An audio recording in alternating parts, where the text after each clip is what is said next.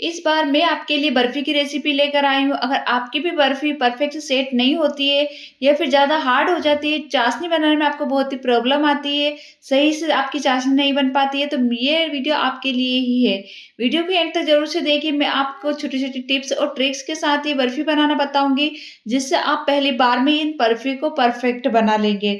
और ये बर्फी हमारी बहुत ही कम समय में सेट हो जाएगी और बहुत ही ज़्यादा टेस्टी लगती है। एक बार आप इस रेसिपी को ज़रूर से ट्राई कीजिएगा।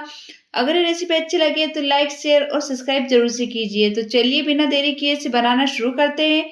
तो यहाँ पर हम एक पैन में 4 टेबल स्पून घी डालेंगे। तो फ्रेंड्स, इस बर्फी को बनाने में बहुत ही कम घी का इस्तेमाल होता है। सिर्फ़ 4 चम्मच ही हम यहाँ पर घी डालेंगे। जो छोटी चम्मच आती है ना खाने वाली, बस वही। घी को हल्का-सा हम मेल्ट कर लेंगे और फिर इसी में 2 टेबल स्पून हम यहाँ पर बेसन डालेंगे। तो फ्रेंड्स, हम सूजी की बर्फी बनाएँगे तो उसके लिए हमें यहाँ पर थोड़ा-सा बेसन जब डालते हैं ना, तो लगता ही नहीं कि ये सूजी की बर्फी है। इसमें बेसन और सूजी दोनों मिक्स जब हो जाती है ना, तो दोनों का कॉम्बिनेशन बहुत ही अच्छा लगता है और बहुत ही अच्छा टेस्ट निकल के आता है। बस अब गैस की फ्लेम हमें बिल्कुल स्लो रखनी है और स्लो फ्लेम पर हमें इसे 15 से 20 सेकंड के लिए ही इसे भूनना है। बेसन को हम यहाँ पर ज़्यादा नहीं भूनेंगे, सिर्फ़ 15 से 20 सेकंड के लिए इसे चलाएँगे। तो इसे चलाते रहना ताकि बेसन हमारा नहीं जले। फिर इसी में हम 1 कप सूजी डाल देंगे। तो आप बारीक-मोटी कैसी भी सूजी ले सकते हो, पर आप बारीक सूजी लोगे तो ज़्यादा बेस्ट रिज़ल्ट आएगा। फिर हम गैस की फ्लेम बिल्कुल स्लो कर देंगे और जैसे ही हम सूजी को घी में डालते हैं ना, तो सूजी घी को एब्ज़ॉर्ब कर लेती है और इस तरह से दाने और लम्स पड़ने लग जाते हैं। जैसे-जैसे हम इसे सूजी को भूनेंगे ना, तो सूजी एकदम दानेदार और बारीक हो जाएगी। बस इसे चलाते रहना है। गैस की फ्लेम हमें यहाँ पर बिल्कुल स्लो रखनी है। स्लो फ्लेम पर हम इसे लगातार 15 मिनट के लिए चलाते रहेंगे। तो 15 मिनट के लिए हमें इसे अच्छे से चला लेना है। तो फ्रेंड्स, सूजी को भूनना बहुत ही ज़रूरी है। सूजी को आप हाई फ्लेम पर मत भूनिएगा, नहीं तो इसका कलर चेंज हो जाएगा और ऐसा कलर हमें नहीं चाहिए। सूजी जल भी सकती है, इसलिए बिल्कुल स्लो फ्लेम पर इसे 15 मिनट तक लगातार आप चलाते रहिए। तो अब आप इसका टेक्सचर देख सकते हो कितना बारीक और महीन हो गया है।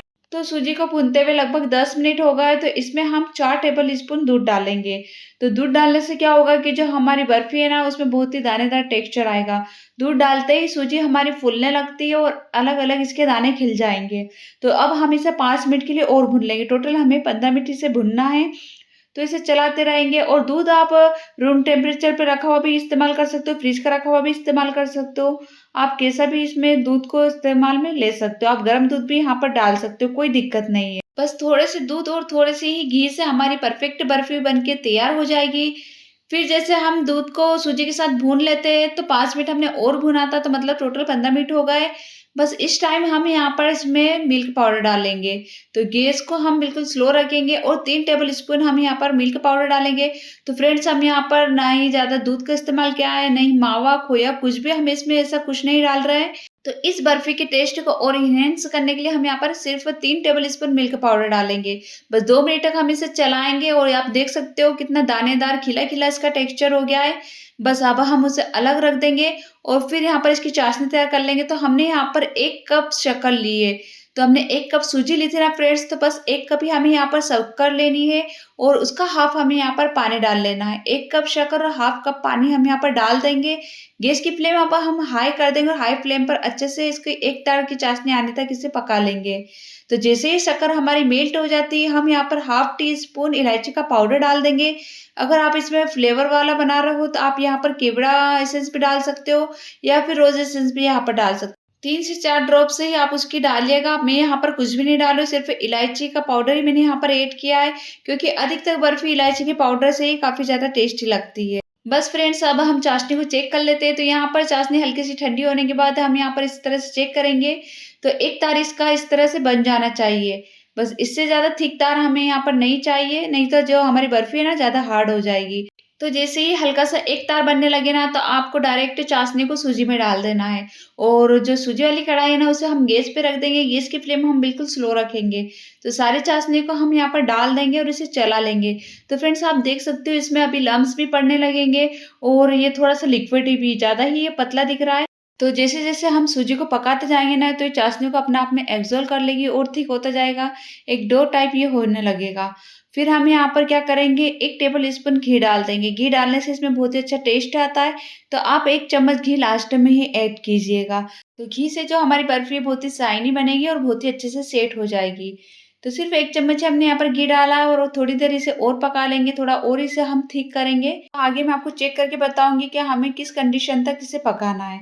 तो थोड़ा-सा हम बैटर को निकालेंगे, जो सूजी का बैटर है वो एक प्लेट में निकाल लेंगे और इस तरह से उसकी एक बॉल्स बना के देखेंगे। अगर बॉल्स हाथों में नहीं चिपक रही है और इस तरह से एक बॉल्स बन रही है, तो समझ जाना है कि जो हमारी बर्फ़ी है ना, सेट होने के लिए परफ़ेक्ट है। अगर आपके हाथों में चिपक रही है, तो आप थोड़ी देर इसे और पका लेना।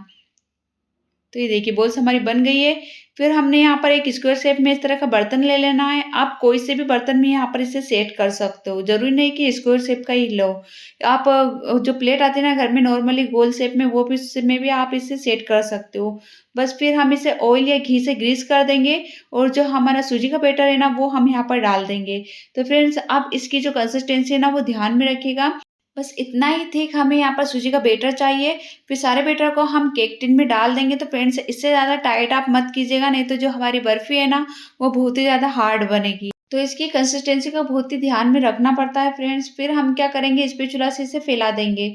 तो पूरे बर्तन में मैं इसे फैला दे रही हूँ। मैं इसे बर्फ़ी को थोड़ा-सा थिक रखूँगी। अगर आप बर्फ़ी को पतला बनाना चाहते हो, तो उसे थोड़ा-सा बड़ा बर्तन लीजिएगा और उसमें अच्छे से फैला दीजिए। उससे क्या होगा कि जो आपकी बर्फ़ी है ना, पतली हो जाएगी। तो मैं यहाँ पर छोटा बर्तन इसीलिए लिया है ताकि थोड़ी-सी थिक बर्फ़ी हमारी बने। तो अच्छे से हम कॉर्नर में भी इसे फैला देंगे। तो स्पैचुला में थोड़ा-सा बहुत चिपके अगर आपके, तो उसमें थोड़ा-सा ऑयल या घी लगा दीजिए। बस इसे 1 से 2 घंटे के लिए हम रूम टेम्परेचर पे इसे रख देंगे सेट होने के लिए। उससे पहले हम यहाँ पर थोड़ा-सा पिस्ता डाल देंगे, जिससे बहुत ही सुंदर दिखे, बिल्कुल मार्केट की तरह हमारी बर्फ़ी दिखे। आप चाहो तो यहाँ पर सिल्वर बल्ब को भी लगा सकते हो या फिर ड्राई फ्रूट्स को भी कट करके, यहाँ पर जो काजू बादाम आता है ना, उसे भी बारीक कट करके आप यहाँ पर लगा सकते हो। और बिल्कुल मार्केट की तरह दिखे, इसलिए मैं यहाँ पर पिस्ता लगा रही हूँ। सेट होने के बाद बहुत ही ज़्यादा सुंदर दिखेगी। तो बस अब हम इसे 1 से 2 घंटे के लिए रख देंगे। तो ये देखिए फ्रेंड्स, मेरे 1.5 घंटे में ही, ये 2 घंटे भी पूरे नहीं हुए थे, 1.5 घंटे में ही अच्छे से सेट हो गई है। तो आप देख सकते हो। बस अब हम क्या करेंगे, इसकी जो किनारी है ना, उसे रिमूव कर देंगे। तो नाइफ से इस तरह से रिमूव कर दीजिए ताकि निकालने में हमें कोई भी प्रॉब्लम नहीं आएगी। तो आप देख के समझ गए होंगे फ्रेंड्स कि हमारी जो बर्फी कितनी परफेक्ट सेट हुई थी। बस अब हम इसे कट कर लेते हैं, तो फटाफट से हम यहाँ पर इसे कट कर लेते हैं। तो मैं यहाँ पर स्क्वायर शेप में इसे कट कर रही हूँ। आप चाहो तो डायमंड शेप में भी इसे कट कर सकते हो। जैसे काजू कतली का जो शेप आता है ना, उस शेप में भी आप इसे कट कर सकते हो। बस हम क्या करेंगे, अब इसे रिमूव कर लेंगे। तो हमने बर्तन में पहले से ही घी लगा लिया था, जिससे बहुत ही आसानी से बर्फी निकल जाती है, बिल्कुल भी पैन में नहीं लगती है। तो इसी तरह से हम सारी बर्फी को निकाल लेंगे। तो फ्रेंड्स, एक बार आप इस बर्फी को बना के देखिएगा, बहुत ही ज़्यादा मुँह में घुल जाने वाली बनती है और इतना ज़्यादा अच्छा टेस्ट आता है ना, कि आप खाते रह जाएँगे। बस अब हम सारी बर्फी को निकाल लिया और इस तरह से हम इसे सर्व कर लेंगे। तो दिवाली पे या फिर किसी भी त्योहार पे आप इस बर्फी को बना सकते हो। कोई मेहमान आ रहा हो तो भी आप इस बर्फी को बना सकते हो। सभी को बहुत ज़्यादा पसंद आने वाली ये रेसिपी है।